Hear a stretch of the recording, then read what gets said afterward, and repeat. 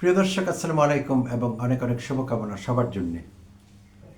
ঢাকা শহরের কোনো একটি থানায় বেশ কয়েক বছর আগের কথা, একটি রাজনৈতিক দলের সরকারের স্বরাষ্ট্র মন্ত্রণালয়ের প্রতিমন্ত্রী, স্বরাষ্ট্র প্রতিমন্ত্রী একটি থানা ভিজিট করছিলেন ঢাকা শহরের কোথাও, একটি মেট্রোপলিটন থানা। তো সেখানে থানা কম্পাউন্ডে পৌঁছাবার পর সেই স্বরাষ্ট্র প্রতিমন্ত্রীকে গার্ড অব অনার দেবার জন্য থানার ওসি থেকে শুরু করে অন্যান্য পুলিশম্যানরা সেখানে হাজির ছিলেন থানা কম্পাউন্ডের সামনে। আর থানার সামনে দিয়ে সেই মুহূর্তে পাস করছিলেন একজন সাধারণ নাগরিক, রাষ্ট্রের খুবই সাধারণ, লো প্রোফাইল কিন্তু সৎ মানুষ। তো সেই থানার গেটের সামনে দিয়ে যাওয়ার সময় তার ভেতরে চোখ গেল, তিনি দেখতে পেলেন যে একজন মন্ত্রীকে গার্ড অব অনার দেওয়া হচ্ছে। আর সাধারণ নাগরিক হলেও তিনি চিনতে পেরেছিলেন সেই মন্ত্রীকে, তিনি সেই মন্ত্রীকে চিনতেন। তো এক নজর দেখে তিনি যখন চলে যাচ্ছিলেন তখন নিজের মনে মনে আনমনে বলছিলেন, চোরাকার বাড়ি, চোরাকার বাড়ি। তো এই কথা আবার স্বরাষ্ট্র প্রতিমন্ত্রীর কানে যায়। তো কানে গেলে তিনি ইশারা করেন পুলিশকে যে ওই লোকটিকে ধরে নিয়ে আসো। তো তাকে ধরে নেওয়া হয়। ধরে নিলে ওসিকে দায়িত্ব দেন স্বরাষ্ট্র প্রতিমন্ত্রী যে তাকে জিজ্ঞাসাবাদ করুন কেন এসব কথা বলছে, আমাকে উদ্দেশ্য করে কেন এসব কথা বলছে। তো ওসি তাকে ইন্টারোগেশন রুমে নিয়ে জিজ্ঞাসাবাদ করছিলেন এবং তাকে বলছিলেন যে এত বড় দুঃসাহস তোমার, স্বরাষ্ট্র প্রতিমন্ত্রী এখানে দাঁড়ানো, আমরা গার্ড অব অনার দিচ্ছি, আর তুমি স্যারকে উদ্দেশ্য করে চোরাকার বাড়ি, চোরাকার বাড়ি বলছিলে, কেমন কথা এটি, কেন বলছিলে, কারণ কি, কে উস্কানি দিয়েছে, কোন ধরনের ষড়যন্ত্র এখানে কাজ করছে। তো লোকটি সহজ সরল সাধারণ মানুষ। তো তিনি বলছিলেন যে আমি তো আপনাদের স্যারকে বলিনি, আমি এমনি নিজে নিজে বলছিলাম, নিজে নিজে আওড়াচ্ছিলাম শব্দটি। তো ওসি সাহেব বললেন, তুমি বললেই হবে, তুমি চোরাকারবারি কাকে বলতে পারো সেটা কি আর আমরা বুঝি না, আমরা এমনি পুলিশে চাকরি করি। সুপ্রিয় দর্শক শ্রোতা, এই গল্প কেন ফাদলাম সেটির দায়িত্ব আপনাদের উপরই থাকবে। কমেন্টে আমাকে জানাবেন, আমি মূল এপিসোডে ঢুকছি। মূল এপিসোডের সঙ্গে গল্পটি কীভাবে সম্পর্কিত সেটা আপনাদেরই খুঁজে বের করতে হবে। মূল আলোচনায় আসি। কয়েকদিন থেকে লক্ষ্য করছি সরকারের বিভিন্ন বিভাগে ঊর্ধ্বতনেরা হয় পদত্যাগ করছেন, না হলে তাদের পদত্যাগ করতে বাধ্য করা হচ্ছে।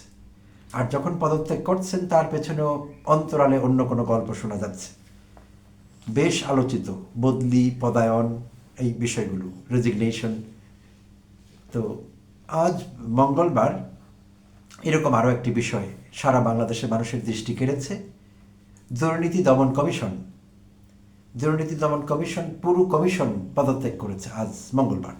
একসঙ্গে দুদক চেয়ারম্যান এবং আরও দুজন কমিশনার, তারা হলেন কমিশনার মিয়া মোহাম্মদ আলী আকবর আজিজি এবং কমিশনার ব্রিগেডিয়ার জেনারেল রিটায়ার্ড হাফিজ আহসান ফরিদ। এই দুজনের সঙ্গে দুদক চেয়ারম্যান ডক্টর মোহাম্মদ আব্দুল মোমেন পদত্যাগপত্র পেশ করেছেন মন্ত্রিপরিষদ বিভাগে মঙ্গলবার। তো এইটি সারা দেশে আলোচনার বিষয়বস্তু হয়েছে এখন, যে এইটি কেন হলো, হঠাৎ করে পুরো কমিশন একসঙ্গে পদত্যাগ, কারণ কি। যদিও বিএনপি সরকার গঠনের সঙ্গে সঙ্গে বা পরপর এবং অন্তর্বর্তীকালীন সরকার বিদায় নেওয়ার পর দুদক চেয়ারম্যান কিংবা দুদক কমিশনার বা দুদককে বদলাতে হবে বা সেখানে কোনো রিপ্লেসমেন্ট হবে এমন কোনো নমুনা কোনোভাবে পাওয়া যায়নি, ইঙ্গিতও পাওয়া যায়নি। তার মানে সরকার এক্সিস্টিং যে কমিশন আছে সেই কমিশনের সঙ্গে ওকে ছিল। আর বিশেষভাবে দুদক chairman doctor Abdul Momen BNP ঘরানারই লোক বলে মনে করছি। কেন বলছি সে কথা, কারণ তিনি ছিলেন সাবেক প্রয়াত প্রধানমন্ত্রী বেগম খালেদা জিয়ার সহকারী একান্ত সচিব। তো সেই হিসেবে বিএনপির সঙ্গে তার একটা ভালো বোঝাপড়াই ছিল, আছে, এবং তিনি একজন ভালো মানুষ, সজ্জন ব্যক্তি ডক্টর আব্দুল মোমেন। এবং তিনি একজন ভালো লেখক, তিনি আন্দালিব রাশদি ছদ্মনামে লেখালেখি করেন, বিভিন্ন পত্রিকায় দৈনিকে কলাম লিখেন, অন্যান্য ঘরানার লেখা লিখেন তিনি। তো এই মানুষটিকে হঠাৎ চলে যেতে হলো পুরো কমিশন সহ। তো শুরুতে যা বোঝা গেল, বিভিন্ন দৈনিক, অনলাইন নিউজ পোর্টাল নিউজ করেছে যে তাকে জিজ্ঞেস করা হয়েছিল আপনি কেন পদত্যাগ করলেন, কোনো প্রেশার ছিল বা এরকম কিছু? তিনি বলেছেন না, কোনো প্রেশার ছিল না। নতুন সরকার, তাদের নিজস্ব চিন্তা ভাবনা আছে, তাদের স্টাইলে তারা সরকার সাজাবেন, বিভিন্ন বিভাগ সাজাবেন, সেই সুযোগ তাদেরকে করে দেবার জন্যে আমি ডিসাইড করেছি আমি রিজাইন করব। তো সেভাবে করেছি। কিন্তু থলের বেড়াল বিভিন্নভাবে বেরিয়ে আসলো। তো যা জানা গেল বিষয়টি আসলে অতটা সরল ছিল না, আপাত দৃষ্টিতে যতটা সরল মনে হচ্ছিল বা তিনি যেভাবে ব্যাখ্যা করছিলেন। তো মূল বিষয় ছিল সদ্য একটি ইফতার পার্টি, প্রধান কারণ তার পদত্যাগের এবং তার কমিশনের পদত্যাগের। অতি সাম্প্রতিক একটি ইফতার পার্টি যা আয়োজিত হয়েছিল মিন্টো রোডে সরকারি বাসভবনে, কার? বিদায়ী অন্তর্বর্তীকালীন সরকারের সাবেক উপদেষ্টা ফাউজুল কবির খান, এবং তিনি ছিলেন জ্বালানি, বিদ্যুৎ এবং সড়ক পরিবহন উপদেষ্টা। তো ফাউজুল কবির খানের সরকারি বাসভবনে সম্প্রতি একটি ইফতার পার্টি আয়োজন করা হয়েছিল। সেখানে উপস্থিত ছিলেন অন্তর্বর্তীকালীন সরকারের সাবেক প্রধান উপদেষ্টা অধ্যাপক ডক্টর মোহাম্মদ ইউনূস এবং উপদেষ্টাদের আরও কয়েকজন, এমনকি সরকারের কিছু কর্মকর্তা, ঊর্ধ্বতন কর্মকর্তা বিভিন্ন বিভাগের। তো সেখানে ডক্টর আব্দুল মোমেন উপস্থিত থাকলেন এবং কিছু ছবি সেখানে নেওয়া হয়েছিল। সেই ছবি আবার তড়িৎ গতিতে পোস্ট করে দিলেন সরকারের প্রেস উইংয়ের সাবেক প্রেস সচিব শফিকুল আলম সাহেব। তো তিনি আবার এইসব কাজে সিদ্ধহস্ত, ছবি দিয়ে দিতে দেরি হয় না। প্রধান উপদেষ্টার পেজ থেকে আমরা অতীতে দেখেছি, চট করে ছবি দিয়ে দিতেন, চট করে পোস্ট দিয়ে দিতেন, আবার একটু সমালোচনা হলে সেটি মুছে ফেলতেন। তো দুর্বল ব্যক্তিত্বের এই ভদ্রলোক, আমি তাকে এইভাবে মূল্যায়ন করি। আগেও আমি তাকে নিয়ে কন্টেন্ট বানিয়েছিলাম, অনেকের তাকে নিয়ে অসন্তোষ আছে। তিনি ঠিকঠাক কাজ করছিলেন বলে আমাদের মনে হয় না। তো যাই হোক, তার দেরি হয়নি এই কাজে, জরুরি কাজে অনেক সময় দেরি হয়েছে, কিন্তু ছবি দেয়া দেরি হয় না বেশি। চট করে ছবিটি ছেড়ে দিলেন তার ফেসবুকে, সঙ্গে সঙ্গে ছড়িয়ে পড়ল। সেখানে ফাউজুল কবির খানের সঙ্গে বা সাবেক উপদেষ্টা, সাবেক সরকারের তার বাসায় ডক্টর আব্দুল মোমেন, সেটি কেমন কথা, অশোভনীয়, তাই না?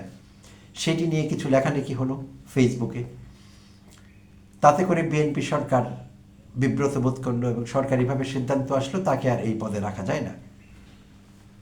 তো এই একটি কারণ। আর আরেকটি কারণ জানা গেল, সেটি ঘটেছিল গত 2025-এর 9 ডিসেম্বর, 2026-এর জাতীয় সংসদ নির্বাচনের আগে 2025-এর 9 ডিসেম্বর আন্তর্জাতিক দুর্নীতি দমন দিবস উপলক্ষে তিনি কথা বলছিলেন ডক্টর আব্দুল মোমেন এক বক্তব্যে। তিনি বলছিলেন, ভোটাররা যদি চাঁদাবাজ এবং দুর্নীতিবাজদের প্রশ্রয় না দেয়, ভোট দেওয়া বন্ধ করে দেয়, তাহলে দেশে দুর্নীতি কমবে।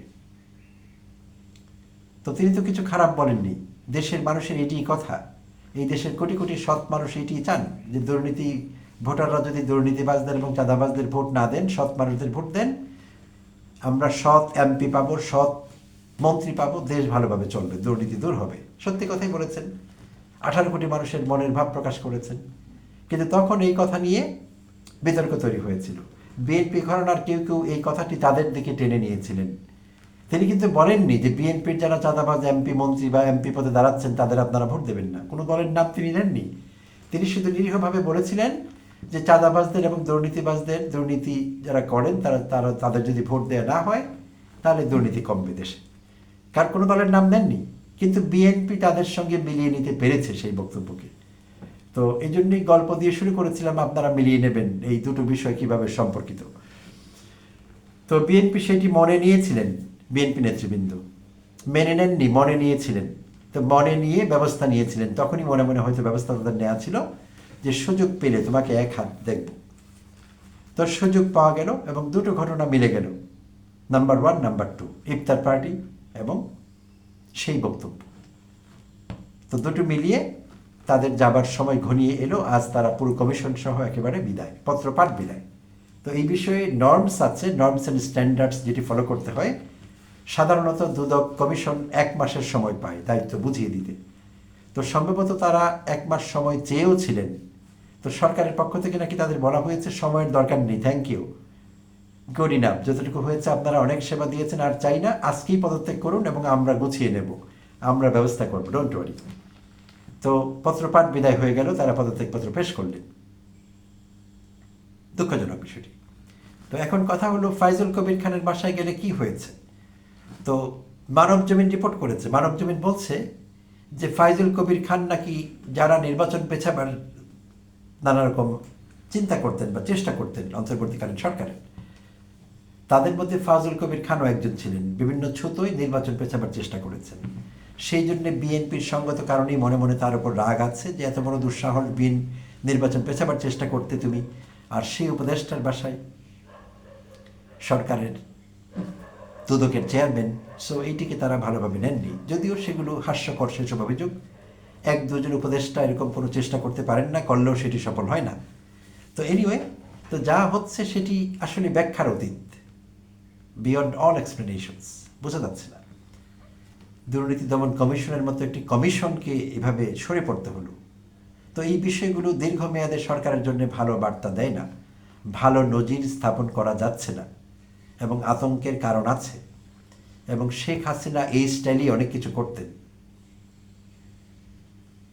তো দেখা যাক, আগামী দিনে আমরা হয়তো আরও অনেক কিছু এরকম দেখতে পাবো, আমাদের উদ্বেগ উৎকণ্ঠা জাগাবে, বা কখনো আমরা আমোদিত হব অনেক কিছুতে। প্রিয় দর্শক শ্রোতার সঙ্গে থাকবার জন্য ধন্যবাদ।